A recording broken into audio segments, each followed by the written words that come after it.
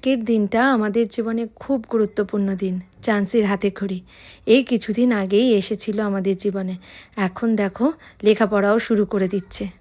তো যাই হোক, যার ওপরে লেখা শুরু করবে প্রথম, তো সেটাকে তো একটু ডেকোরেট করা উচিত, তাই নয় কি? প্রচুর এই ধরনের স্লেট দেখছিলাম মার্কেটে, 450, 550, 750 পর্যন্ত দাম চাইছে। তাই ভাবলাম ঘরোয়া কিছু জিনিসপত্রকে একসাথে করে এটা তৈরি করে নিই। কেমন হয়েছে অবশ্যই জানিও।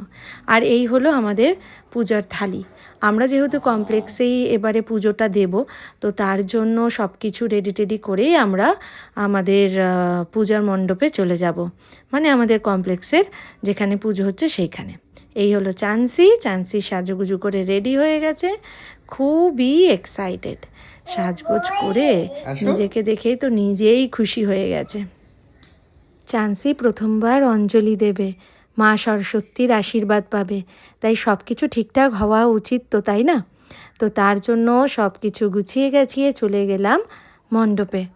আর ওখানে কিছু গোছানোর দরকার ছিল, কেন কি খুব লেট করেছিল আমাদের এই ঠাকুরমশাই। তো যেটা হয় আর কি, সরস্বতী পুজো, লক্ষ্মী পুজো এই সমস্ত তো ঠাকুরমশাইদেরকে নিয়ে টানাটানি শুরু হয়ে যায়।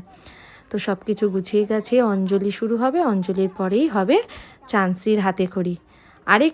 আরেকজনও ছিল যে চান্সিরই বৈশী, তারও হাতেখড়ি হয়েছিল। কত যে ভালো লাগে, চারিপাশে সবাই সাজগোজ করে হলুদ শাড়ি পরে, বাচ্চাদেরকেই যেন বেশি সুন্দর লাগে দেখতে।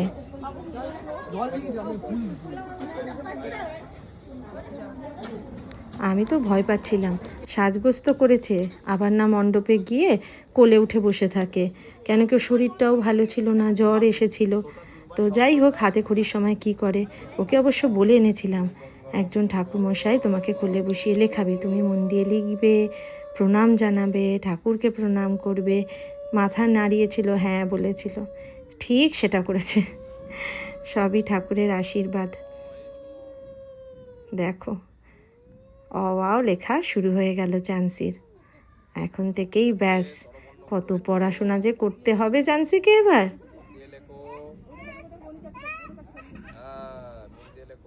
সকলে তোমরা অনেক অনেক আশীর্বাদ দিও চান্সিকে, ও যেন মানুষের মতো মানুষ হয়, খুব ভালো হয়।